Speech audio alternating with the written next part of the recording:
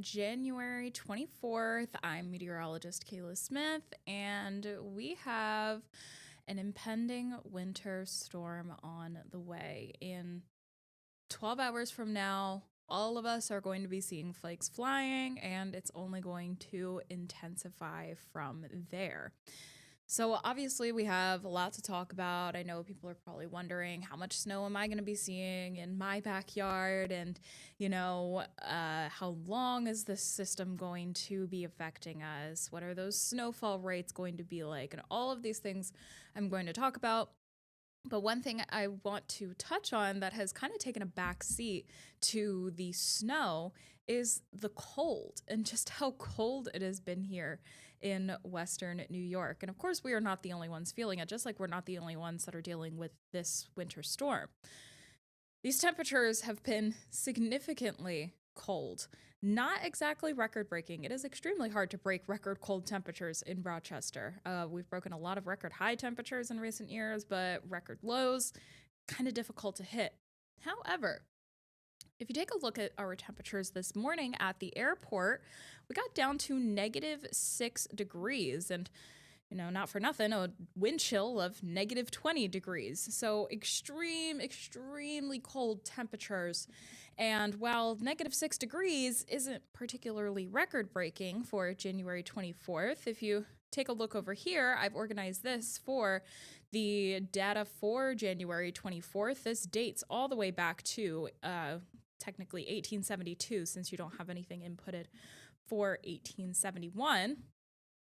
But when you organize by the coldest temperature of that day, we are placed tying for 5th with 1907 for it being the coldest temperature felt on January 24th on record, dating back to 1872. Coldest we ever got was 1963 at -10 degrees. Back in 2011, -8 degrees was reached.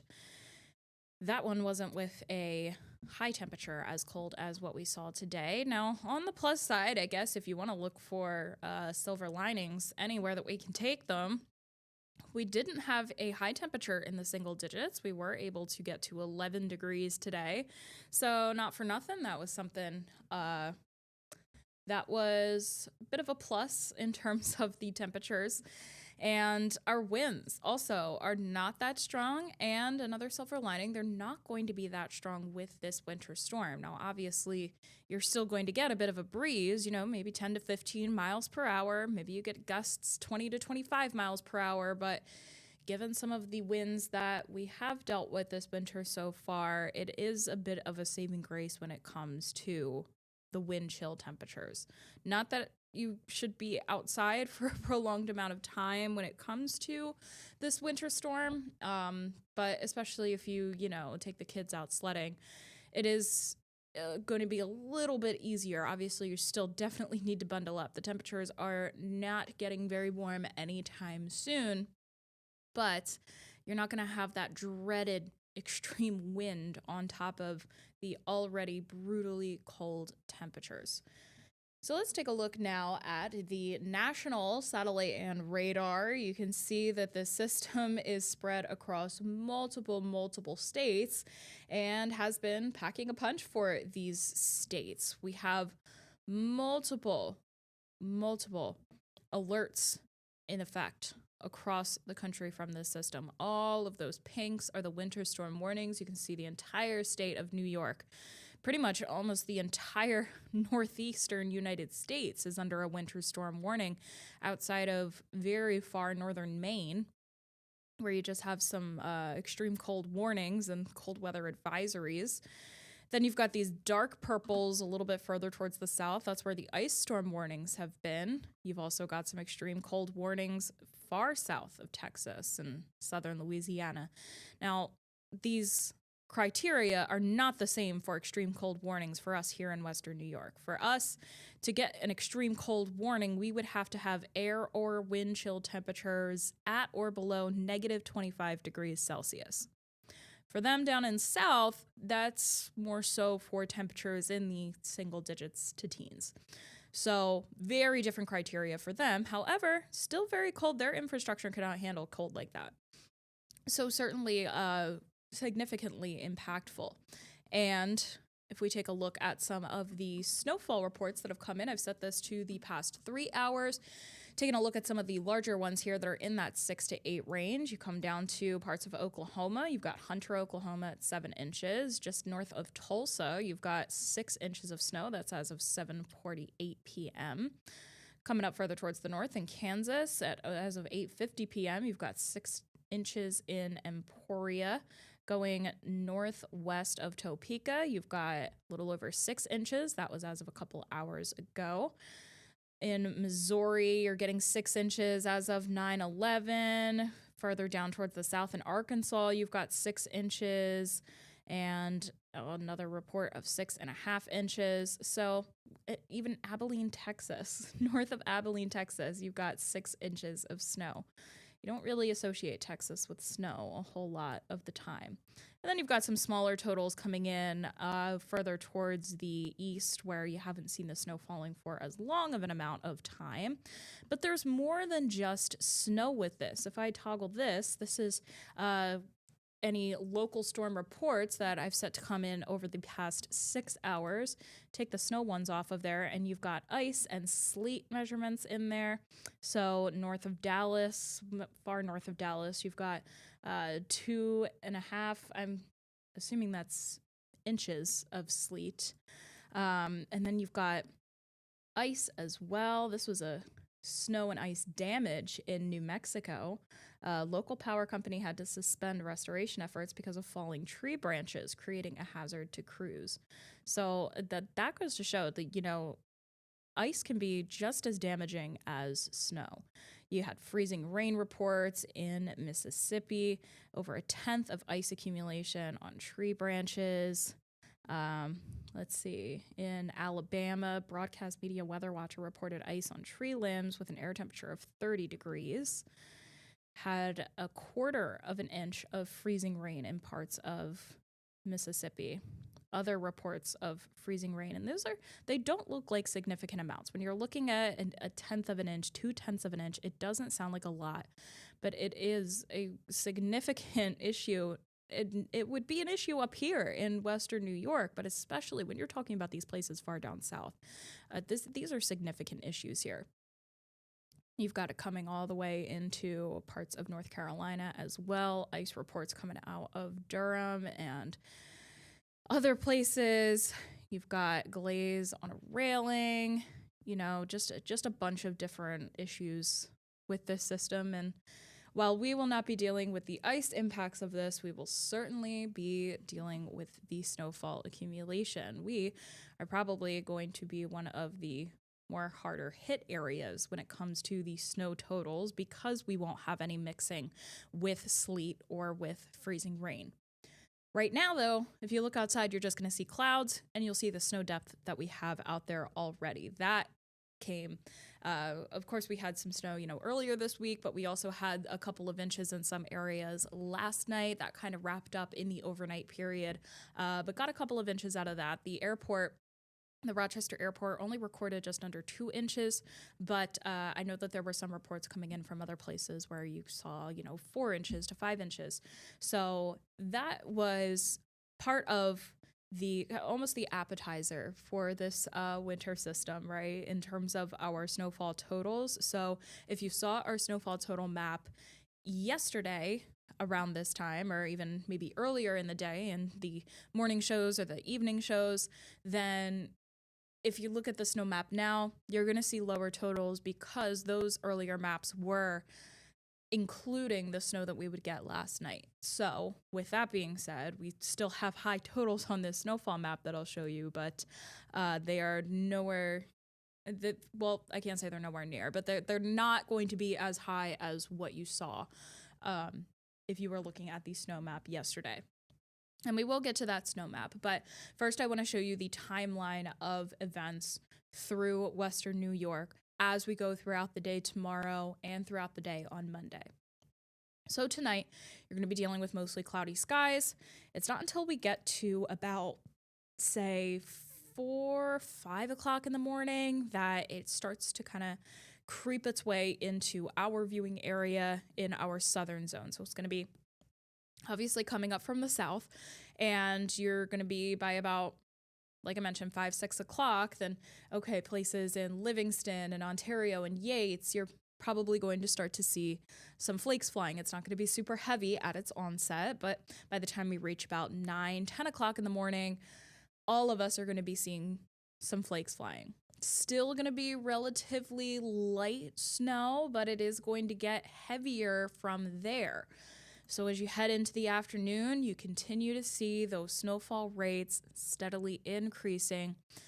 By, I'd say, about the hours of 2 p.m. to 8, 9 p.m., we could be seeing snowfall rates of about an inch per hour, if not even a little bit above that at its heaviest. So, that's pretty significant. You do get, when you have that over a course of a couple of hours, those accumulations can pile up pretty quickly.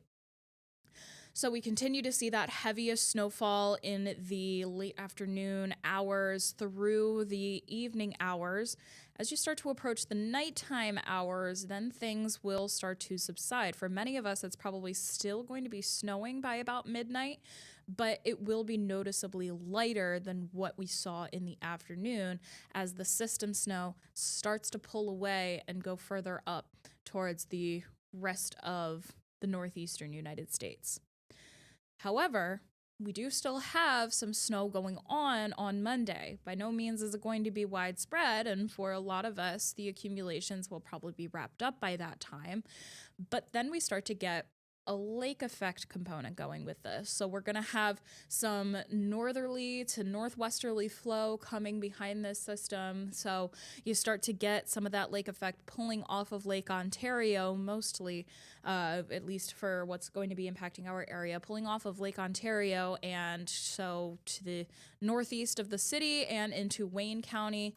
Over the course of Monday, you may be picking up another couple inches of accumulation. So you're going to get some extra burst there that areas further towards the west and south maybe aren't going to have. So that continues throughout the day on Monday. Then as you're heading into Tuesday, that wind does shift, starts to have a bit more of a southerly component. However, those winds do increase. They get a little bit stronger. So that does mean our main headline then comes back to the cold air and the cold wind chills. We may end up seeing some cold weather advisories again for Tuesday morning, because if you're noticing those numbers in the pink, some of them could be getting below that negative 15 degrees that you need for a cold weather advisory. So we may end up seeing that once we start to get past all of the winter storm warnings that we got to deal with first. But in terms of the snowfall, with this system, it's pretty much going to be wrapped up by the time we get to Tuesday morning. You're probably still going to see some flakes flying in Tuesday during the day into the afternoon hours, but it's not likely to be very robust in terms of accumulation. So for the purposes of our snow map, we do have this going for Sunday throughout Tuesday morning when everything with this particular system is wrapped up. And you can see there's a pretty good chance that all of us, unless you are very far very far west in, the Buffalo area, you're pretty set to go. You're going to see about a foot of snow by the time all is said and done. This is going to be a pretty significant system. And I know a lot of Western New Yorkers probably look at these numbers and they're like, we've dealt with worse. But it's been a while since there's been a significant snowfall like this. So, and especially that you're getting these higher totals in a span of, for most of us, really just a 24-hour period. Whereas instead of it being, like a 3-day system where you get a foot of snow, this is going to be a pretty much 1-day system, 2 days if you've got that extra lake effect component on Monday. And again, like I mentioned, the silver lining with this is that the winds themselves throughout the system are not going to be that strong. And that also aids to the fact that this is a winter storm and not a blizzard. There is a different criteria that have to be met in order to deem something a blizzard. For example, you need your wind speeds. So it's basically all of the same things that you need for a winter storm warning, which is just, reaching at least 7 inches of snow throughout the duration of the event. But to get that to be a blizzard, you have to have the wind component on top of it. So your winds would have to be at or above 35 miles per hour, either sustained or gusting pretty frequently at or above 35 miles per hour for at least 6 hours. Or you have to have your visibilities. I think it's an and, not an or. And you have to have visibilities reduced from blowing snow to a quarter of a mile or less for at least 3 hours. So it's kind of hard to reach those blizzard criteria. So for this system, it is not a blizzard, rather it is a winter storm. The main issue is going to be that snowfall. However, it's still going to be very cold. But it's going to be a significant to extreme impact system. There are going to be some issues with this thing, especially when we're talking about road conditions. Most deaths with winter storms do occur in vehicles when people try to drive when they probably shouldn't. So if you do not need to travel, probably stay inside. If I think sledding is something that you can do if there's a hill that you can walk to, but if it's something that you really have to drive to, maybe wait it out a day. Kids will probably have off on Monday, so you might be able to just hold off on that. Maybe wait until the snow is done falling, though it is going to be very, very cold. So if you do intend to spend a couple hours outdoors, especially when it comes with kids, you need to make sure that they are bundled up. You need multiple layers of clothing to be out there playing in this snow, and you need to be taking breaks to go indoors and warm up, especially when kids are having a lot of fun. They usually don't realize when they have any symptoms of frostbite or hypothermia. So as the adult, you'd need to monitor that for them, because they're probably not going to tell you, I'm feeling a little too cold and wet from the snow. So just keeping an eye on that. I know that kids are definitely going to want to be playing in this. I always loved playing in the snow, but it is just something that needs to be closely monitored and not spending too much time outdoors. And we're not going to see that snow melting for quite some time, because the pattern ahead is looking extremely cold. We just continuously stay in this Arctic air pattern throughout the rest of this week.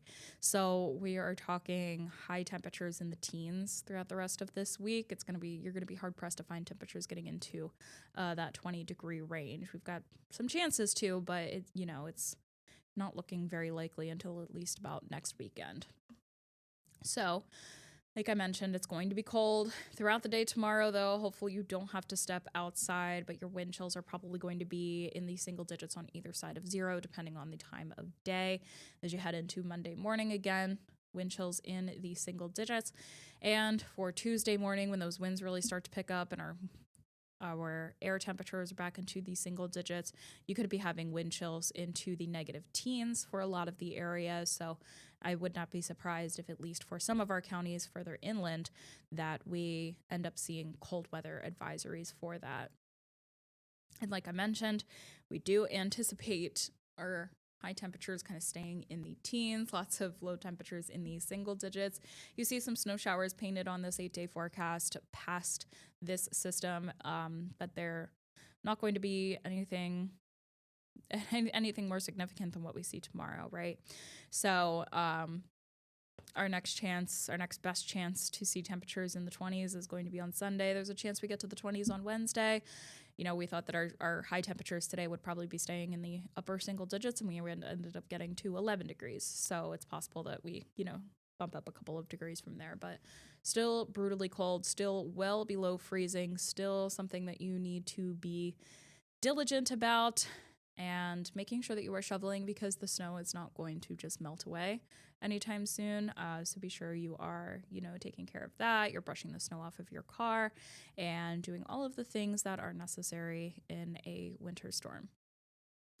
So when it comes to our upcoming broadcast tonight, we are on at 11 p.m. As per usual. Isabel Garcia and I will be there with your local news and weather updates, and Caleb Carr will have your sports.